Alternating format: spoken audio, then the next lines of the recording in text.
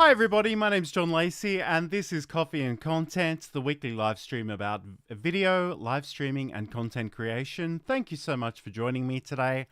We're we're actually broadcasting to LinkedIn, Facebook and YouTube this morning. So if you're hanging out there in live land, please say hi in the chat. I'd love to hear where you're coming to me from today. Now, as advertised, we last week obviously we did see Thanksgiving and Black Friday and Cyber Monday, and I did caution people about not getting too carried away in terms of purchasing things that they may not need, and some of that advice was for me just as much as anybody else. So keep that in mind. But today I wanted to unpack some of the things that I did actually purchase in terms of software, hardware, and some services as well. And I must admit, I've literally just come from another podcast recording. Like it ended 4 minutes before this session actually started. So bear with me a little bit. But one thing that I do have, and I'll talk about this in a second, is that some of the more observant people out there might have noticed a new microphone. This is the Shure SM7B. So let me just let me talk about that a little bit. So I think people that know me out there kind of know that I was really obsessed with Rode equipment. And I love Rode microphones. I have many of them. I've got the Rodecaster Pro. I think they're a great company and they do amazing things. But I must admit, this is the microphone that like all of the YouTube live streamers were using. And I did have a little bit of FOMO.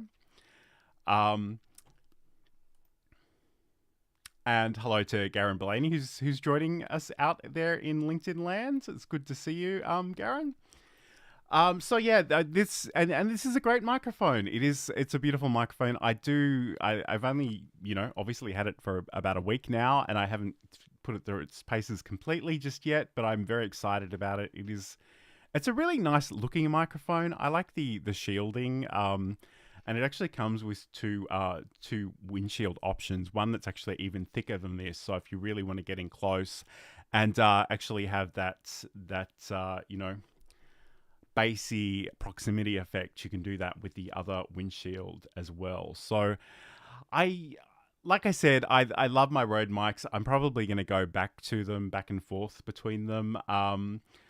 Because I'm very fond of them. I guess in a lot of ways, there's not a lot of technology out there at the moment that isn't pretty good. I know there are certain microphones that people are very opinionated about. But at the end of the day, I don't think there's, you really can't go wrong with this technology. And I feel like I've been saying this for weeks now, but I literally, my first YouTube video ever uploaded happened 15 years ago. And if I reflect on the equipment I was using, the Sony Handycam type thing that I was using at the time, and compare that with what I'm using today, like there's no comparison. We've got it so good, and I think it's important to sort of be appreciative of that a little bit. So one thing I will say though is that I'm using the Rodecaster Pro, the original version. So all of the advice out there sort of recommended that. It would be a good idea to get some preamp amplification happening there. So I actually bought the Cloudlifter mic activator. I actually bought the unit with the two XLR inputs. So I was really curious to actually try out some of my other dynamic microphones with this, and I haven't really had a chance to do it. I mean, this is one of the Rode offerings, which I do like. This is the Rode Procaster. As much as I love Rode, they have a funny way of naming all their equipment in such a way that it all sounds the same. Like I always have to look at my Rodecaster to differentiate between it and the Rode Procaster. So that's literally the Rodecaster Pro, and this is the Rode Procaster. So maybe a little bit of differentiation in those names would go a long way. But I certainly, like I said, I got the Cloudlifter. It works really, really well. It boosts the signal that comes into the Rodecaster, and it's working well. And obviously there's a few smaller XLR cables. I actually didn't know you could get cables this small. These are 0.5 meter, but they're so useful because they just come out of the output of the Cloudlifter and into the unit itself. So that's pretty much the hardware portion of today's proceeding. Obviously, this is coffee and content, and I madly made this cup of coffee in about 4 minutes before we went live, so I better drink some of it.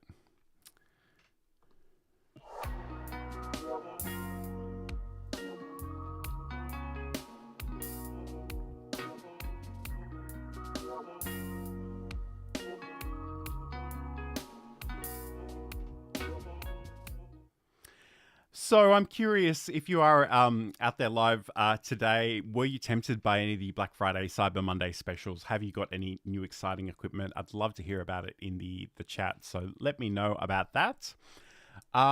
Let's dive over to another thing that I purchased. And this one, and again, I haven't quite... Let me see. This is what happens when you don't actually test your scenes properly. Let's just crop that out. Yep, there we go. So one thing I did purchase, and this was actually from via AppSumo. So this is Happy Scribe, and I'm a big proponent of actually captioning videos. I know some platforms have some automated captioning services. They're okay. They're not perfect. And I think it's really important to consider the people that might be viewing your content, your videos, and just making sure that they're able to get your content. We don't really want to leave it to some AI technology to guess what you're saying. I think if you've made a video that's worth sharing, you really want to make it as available to as many people as possible, including people that may be hard of hearing, they may be deaf. They may just have to have the audio muted for any number of reasons. So I did, and it's funny because I was actually leaning really heavily towards the script for a while there. And in the video and live streaming news with Sam Proof, I sort of explained that was one of the things that I was really looking very closely at. But ultimately, I decided to go a different direction. And essentially, I've ended up with Happy Scribe. And with the particular plan that I got from AppSumo, I have 6 hours of automatic transcription per month. One of the things that's really interesting about Happy Scribe. One of the things that I find really interesting about Happy Scribe is that when you go to upload the video, they actually give you an option to specify sort of the accent of the speaker. And I don't really know if that has much bearing on the transcription itself, but I'm just really intrigued by that because I've not seen that anywhere else. But essentially what you can do is you can upload your video or your audio files, and you can sort of get it to transcribe automatically within here. And this is a version of the video and live streaming news, which will probably go out tomorrow. But essentially, we've got our transcription on the left-hand side. We can watch the video. You can actually see the timing down here as well. I do have very particular ways in which I like to work in terms of the captioning. So I do find this much more intuitive than Descript. I know that's a controversial statement. I know people are really, really a big fan of Descript. One thing I do appreciate about Happy Scribe is it's much less literal. And what I mean by that is that if I sort of stammer or I say the wrong thing in Descript, it will spell out every like if I say I, it will print out those 3 things exactly as written. And I'm not really of the opinion that my captions need to be verbatim what I say in that sense. And I guess the thing about the script is you do have the option to just sort of go in and delete the mistakes, but it can sound incredibly unnatural. And I kind of wanted them outside of the transcription, but still within the video, because I want to speak the way that I actually do speak in real life. And I found that really, really difficult. Whereas Happy Scribe's almost the opposite. Like sometimes I will put some ums and ahs back in here just to make it more representative of what I've actually done. So in the event that maybe I have stammered, maybe I want to indicate that I was a little uncertain at a particular point in time, I can actually go back and include that as well.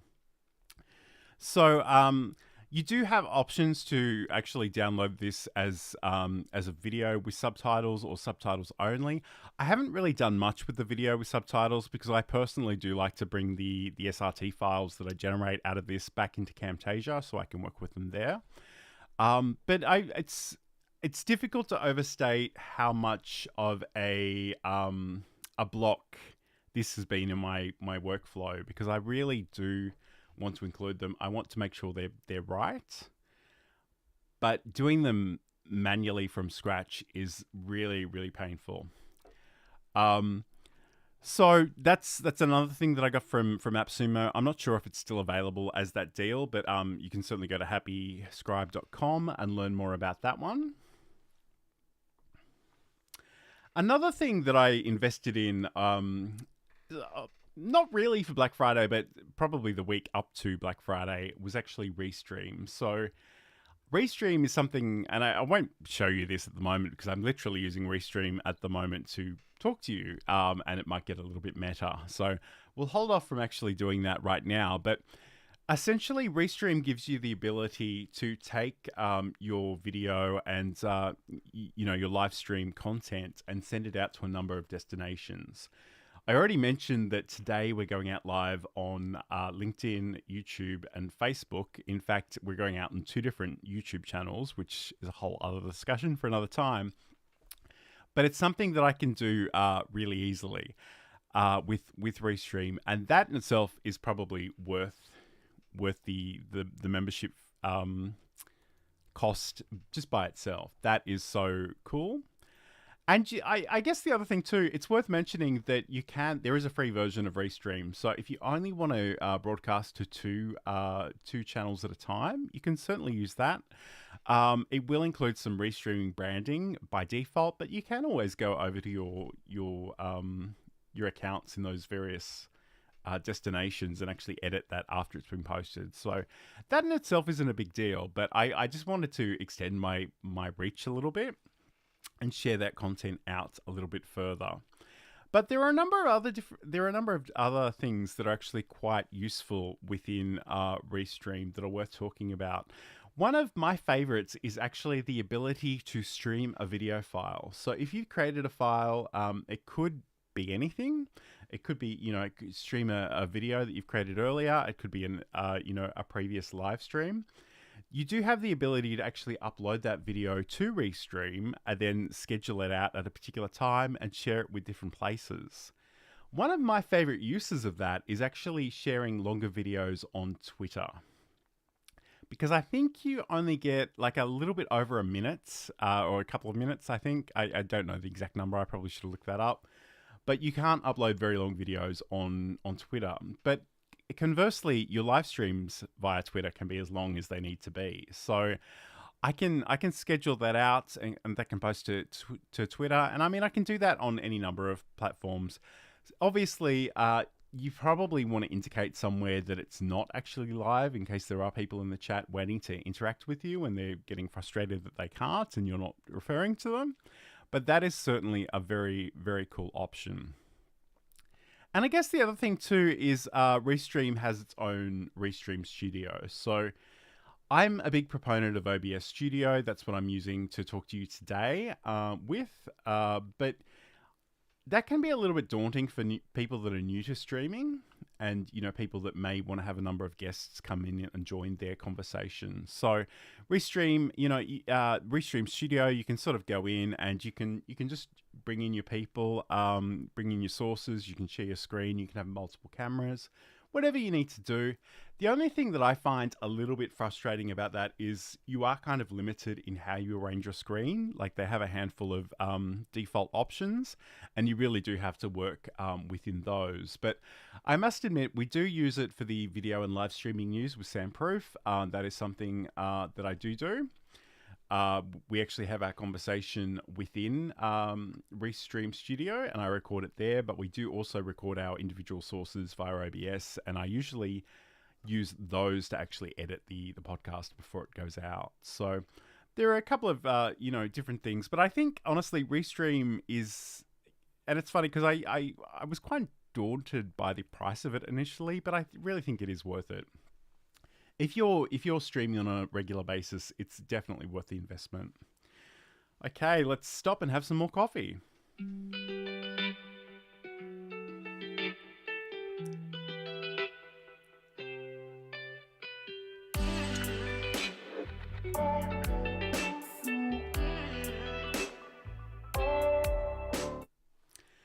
This is Coffee and Content, the weekly live stream about video, live streaming, and content creation. I'm John Lacey. Thank you so much for joining me. We're going out today on LinkedIn, YouTube, and Facebook. So if you're in any of those places and you're watching live, let me know in the chat where you're coming to me from. And also, have you been tempted by any of the Black Friday, Cyber Monday specials? Have you bought any new exciting equipment for video or content creation? I'd love to hear about it.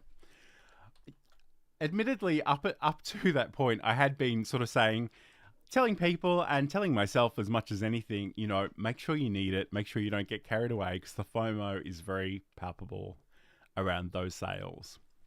And it can genuinely be a little bit overwhelming when you look at your inbox on Black Friday and just see, 3,000 different things that you can actually, potentially purchase. You won't need them all, you won't use them all, but there is that opportunity. So, I have tried to be very good and not get too carried away myself.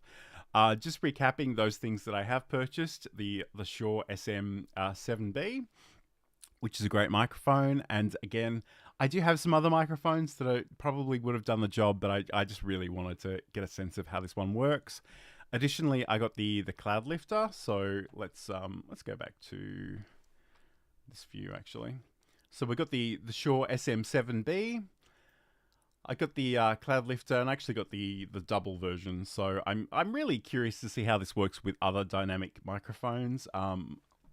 Like I said, I've got my Rode Procaster here. I'd love to see how that goes with a little bit of gain boost. And also got these XLR cables here as well. And as well as those things, I've also invested in HappyScribe, the audio transcription service. I'm really loving HappyScribe right now. It's difficult to explain how simple this actually is, and I really do enjoy it and appreciate it. So thank you to HappyScribe, and thank you to AppSumo for making me aware of that one. That was really, really cool. And also, the last thing I invested in this sales season was Restream. And I like Restream as well. So those are the things that I've invested in. I'm really appreciating. I think they're working really, really well for me and my process. And I think sometimes you really need to develop a process, because I think the danger is that you can be recreating the wheel every single time.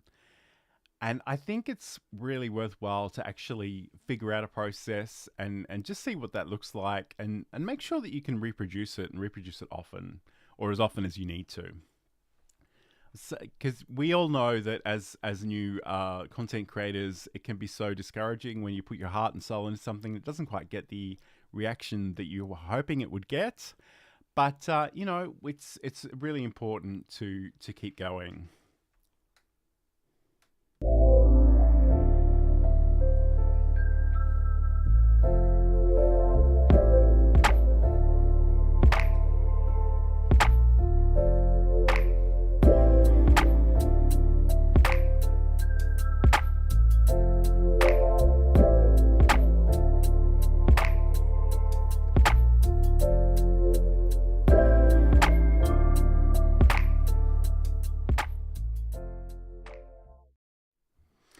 This is Coffee and Content, the weekly live stream about video, live streaming, and content creation. I'm John Lacey. Thank you so much for joining me today.